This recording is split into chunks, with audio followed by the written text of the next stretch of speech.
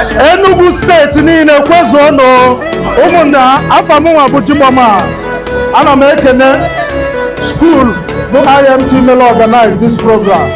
Ana m ekenekwe ndị igwe niile wee na-ekene ndị ichie ndị nze na ọzọ nọkwa n'etiti anyị, ndị ọnụ na-elu n'okwu na ndị na-achị obodo.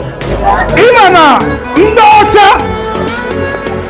lụchara ihe a na-alụ na-ese ndịla anyị nwa na-eri, mana anyị nwachezo na enwere ihe ọzọ anyị wee dị mma. Ọ ga-abụ anyị lụkwa anyị enyekwe ndị ọcha ka ha na-eri.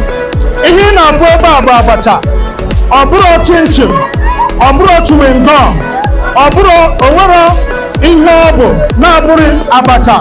Abacha anyị na-agwọ ị na-ata. Onye nwa ka Michelle Company kiri gide wee pakeji abacha ka ọ dụrụ anyị izi ihe niile eji agwọ ede n'ime. Ogiri dị na ya, crayfish dị na ihe niile eji agwọ ya nọ n'ime. So kaka anyị chọrọ igosi unu dị magic ka anyị nọ n'iru unu gosi unu ka eji agwọ ya.